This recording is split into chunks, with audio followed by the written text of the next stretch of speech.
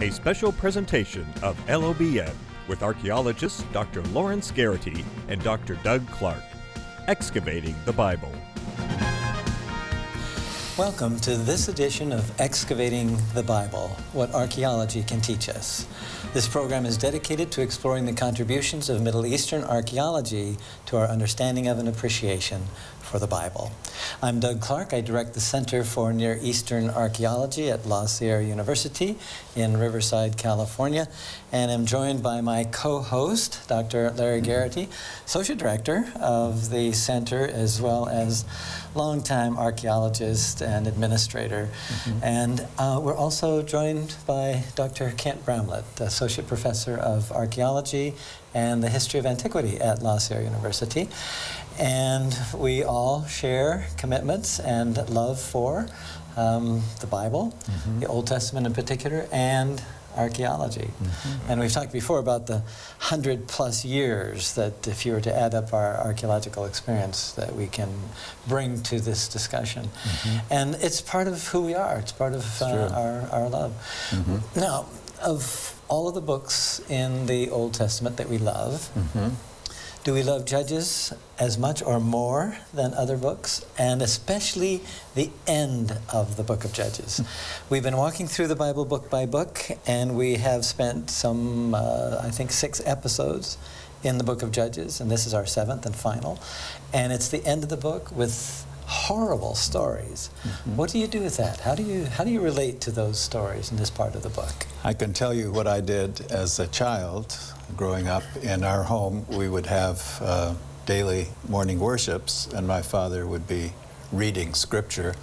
And when he got to this portion of the book of Judges, I told him that I could no longer listen to the Bible, that it was too gruesome, and I would not come to family worship. And this really threw him for a loop, because why wouldn't you want to listen to the Bible read? But for my young ears, it was too much. Any similar experience? Well, I think we did read through it at some point as a child. I hope I wasn't too young at the time. It is pretty rocky going at the end there. The whole book offers some problems along the way. But the end is, well, it's a real transition point. It's a crisis. And now, Doug, since this is your specialty, you need to answer this question too. What makes you love the last portions of the Judges? I love the book of Judges for lots of reasons. I think the narratives, the stories are really very well told and told to be remembered. And there are lessons in these narratives. There are devotional values in these narratives, even though it doesn't seem like reading the Samson story gives one a sense of uplift for the day. It's kind of discouraging. And particularly at the end of the book, these concluding chapters, 17 through 21, they are gruesome. They are brutal. And I think maybe the best thing I can say about them is that they prepare us for something much better. The book of Judges actually deteriorates. A number of things deteriorate in the book of Judges.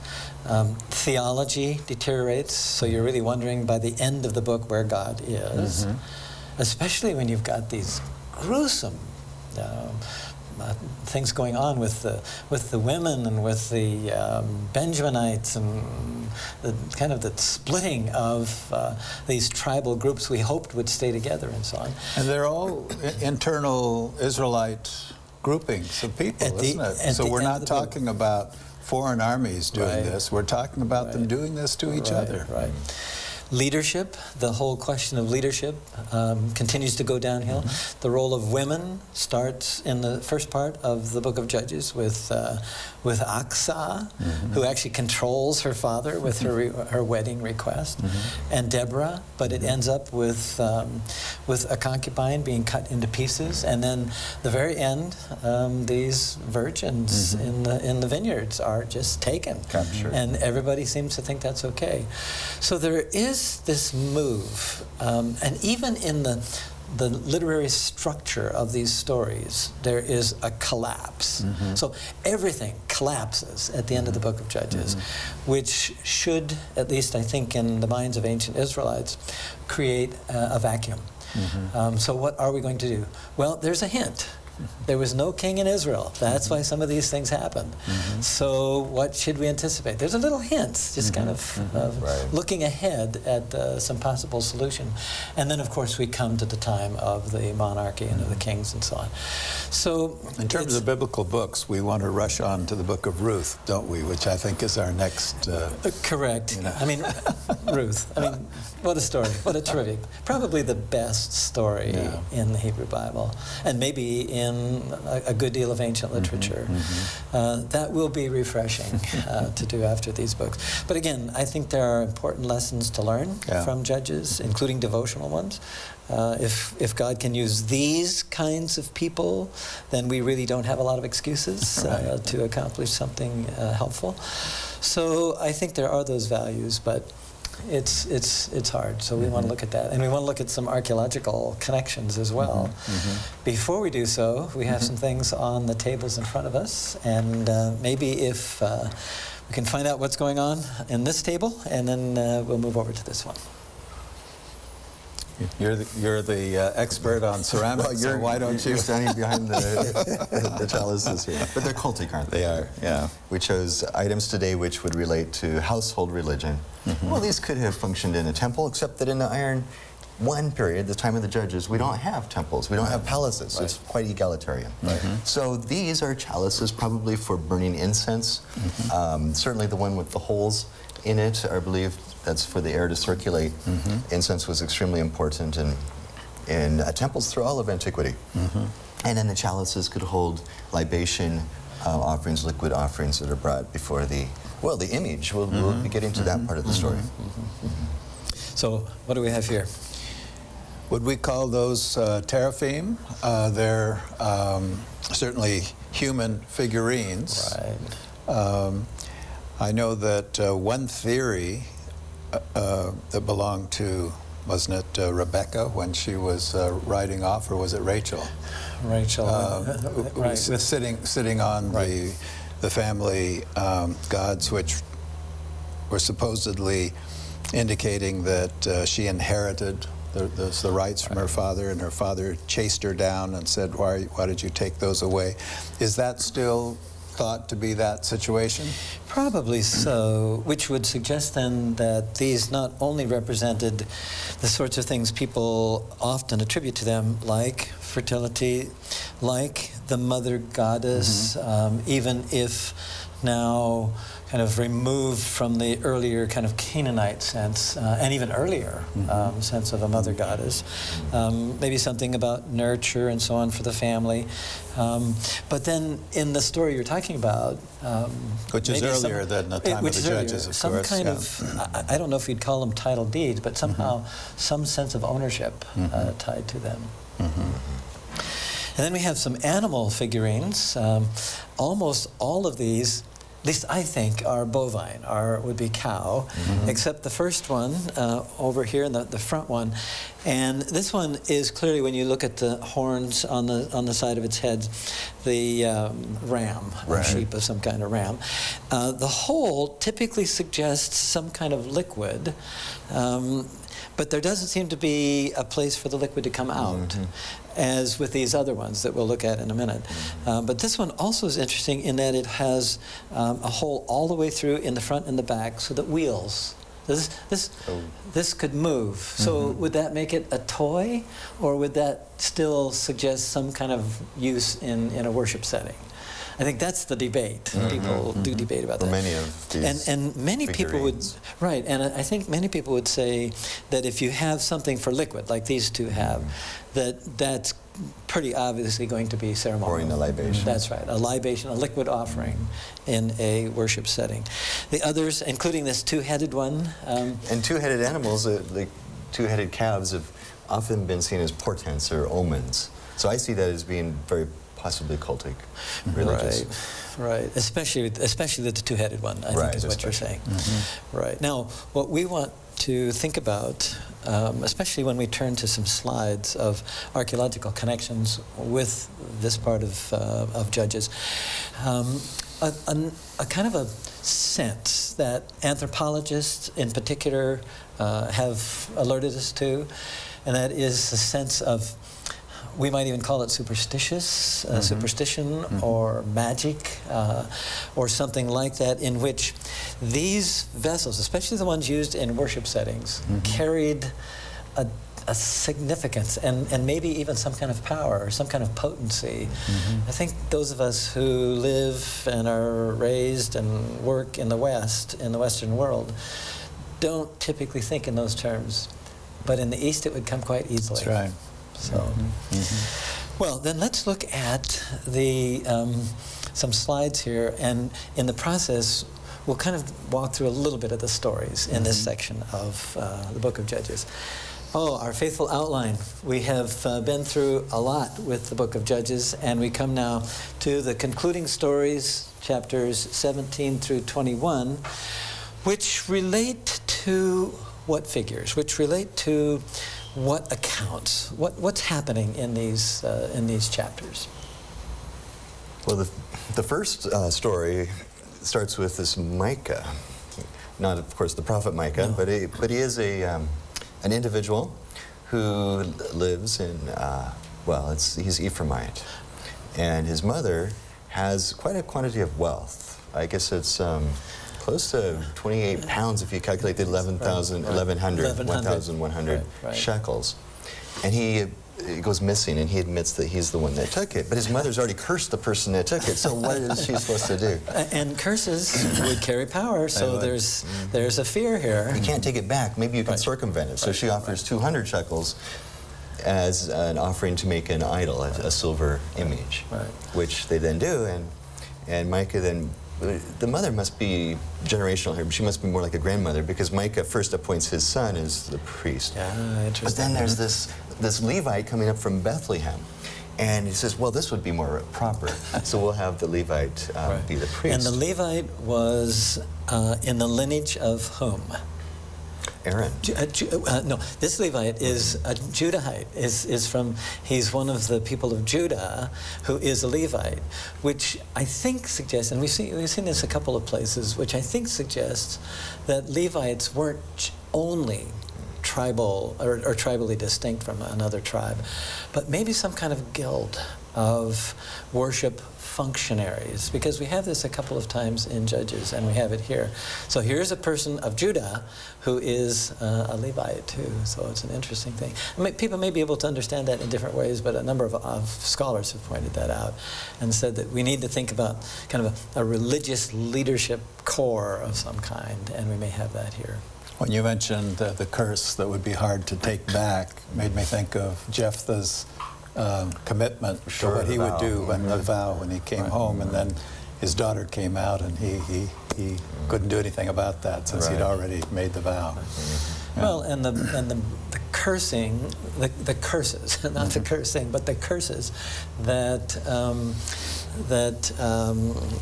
what's our friend? His name is slipping me now, from Peor. Balaam. Balaam, right, and the Moabite king, wanting only blessings, but here come out of his mouth, out of Balaam's mouth, curses, and that is just, I mean, something has been set loose in the cosmos.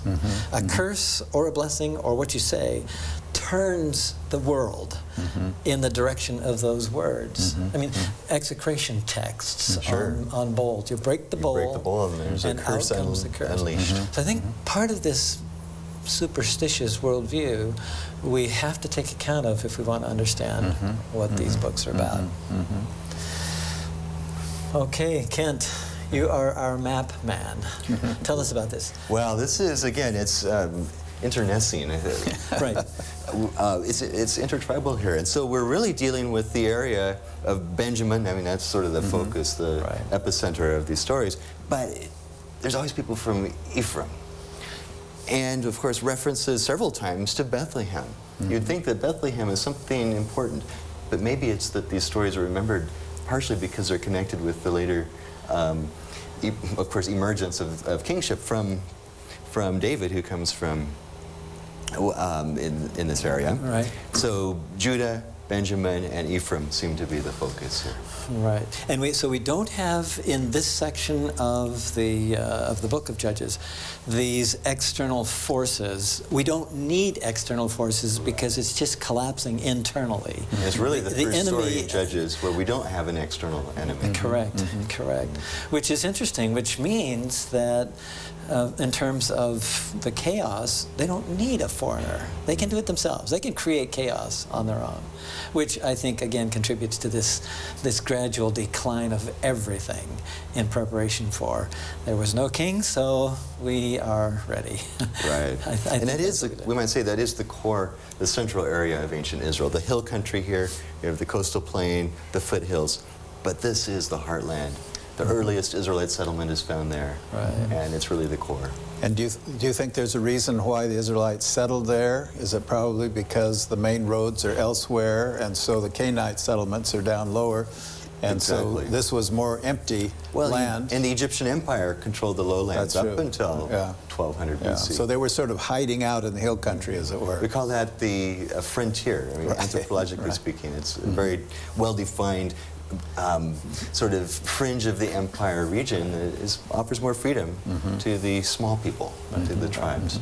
And archaeologically, that's the best we know, isn't it? If we can say we can spot earliest Israel, it's in the hill country, it's these small villages, and ultimately they grow in time to become the states that we call Israel and Judah. So, non-Israelite peoples, we've already talked about this. These two groups, Jebusites and Sidonians, only receive tangential reference. That's all they receive.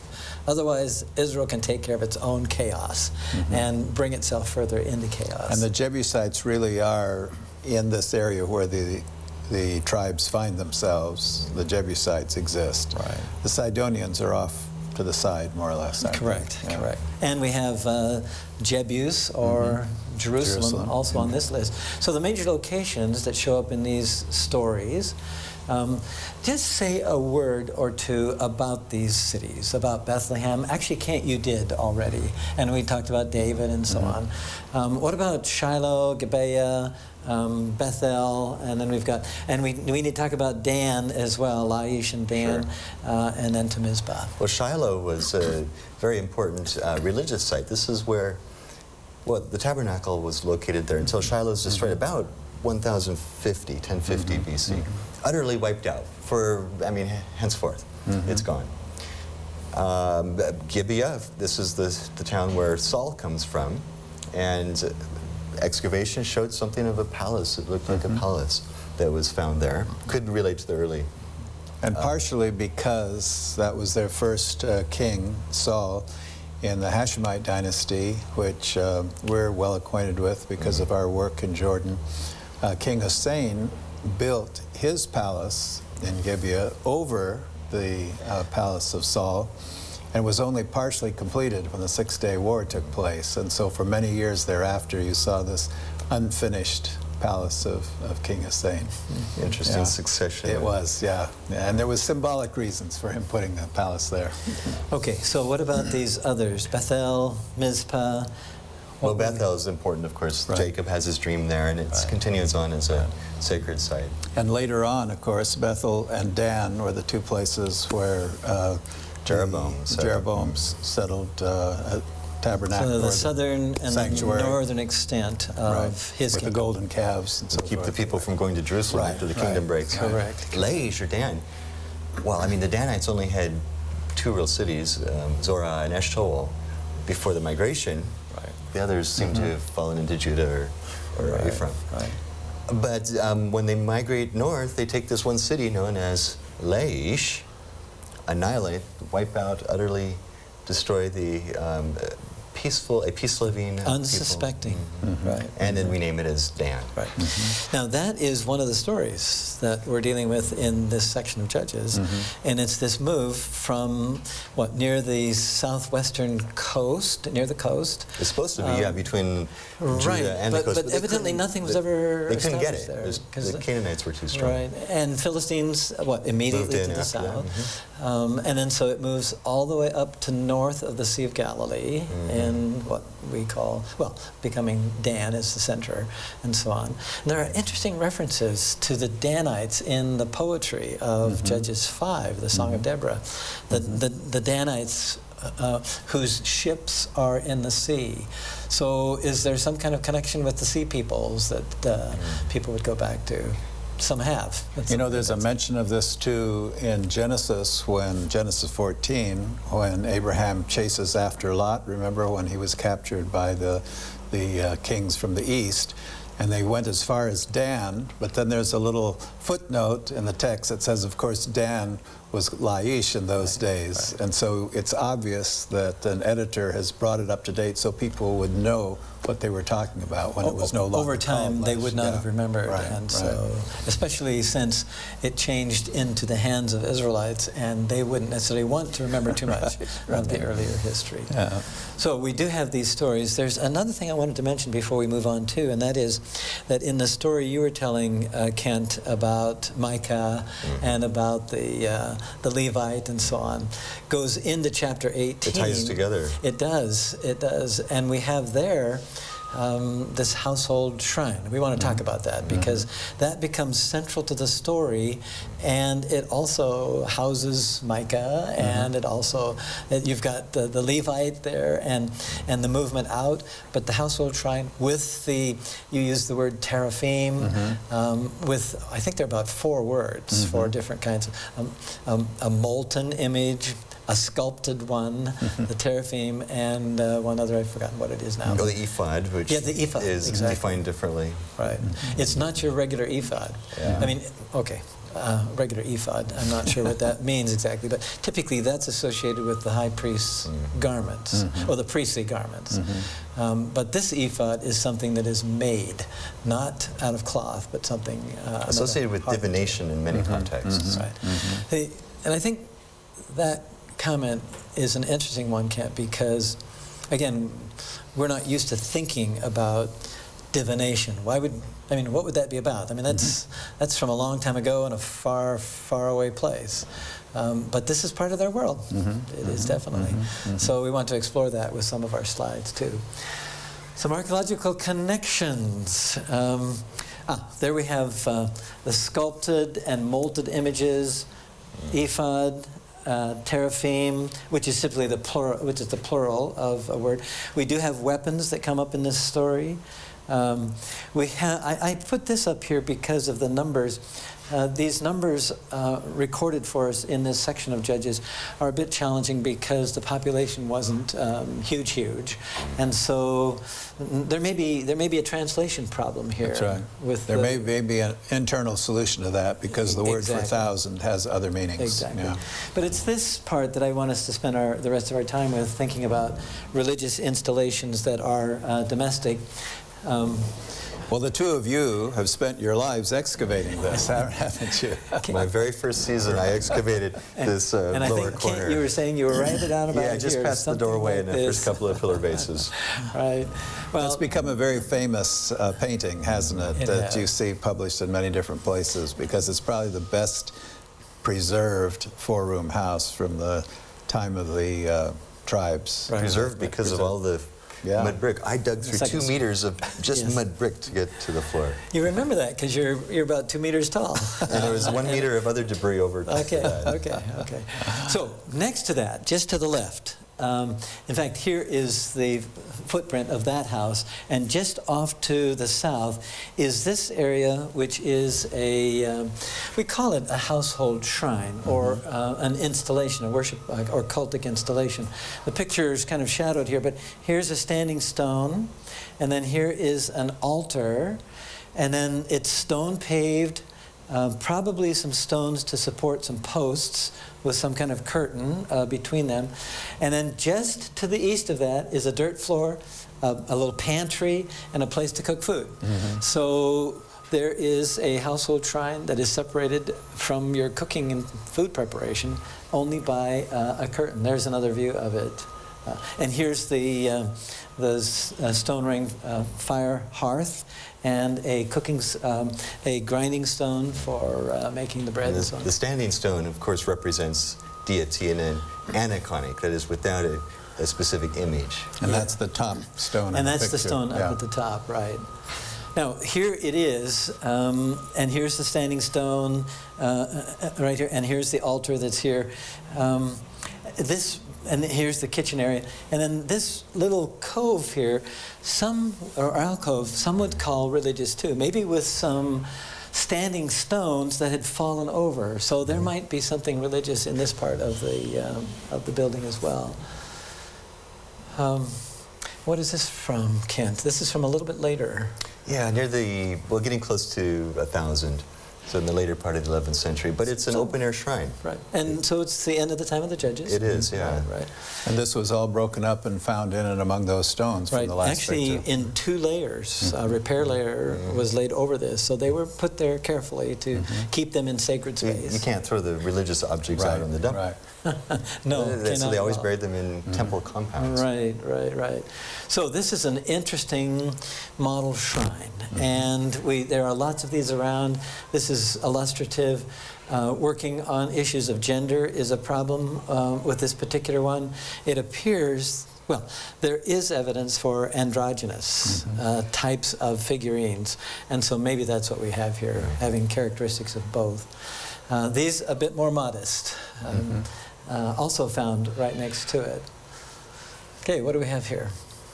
Is this one of these graven or molten images? Well, it probably Looks looks like like it. it's the calf, from the bull site it's called. And again, the calf or cow represents the deity or is a companion of the deity. This was in the central part of the hill country, wasn't it? Right. It's not worshipped as an animal god. Right. Larry. This is down on the coast of Ashkelon, one of the Philistine cities, but that bull was found in this, associated with this bronze, pot. but silver overlay on it. So, and there are lots of these figurines and so on, or model shrines. What I would like to do before we run out of time, because we could see some other artifacts on the, well, we have them on the table as well as in the slides, is this book, Family and Household Religion. It is an academic book, but it has some great chapters, I think, that are quite accessible about household religion, the role that women played, the role that superstition, magic, that kind of played. So an interesting book worth our time. We'll maybe come back to that. So thank you, Kent. Thank you, Larry. And thank all of you for joining us for this edition of Excavating the Bible. We hope the program has provided something for you to think more about and to believe more strongly. We also look forward to next time. And until then, think ancient, keep believing, and keep exploring.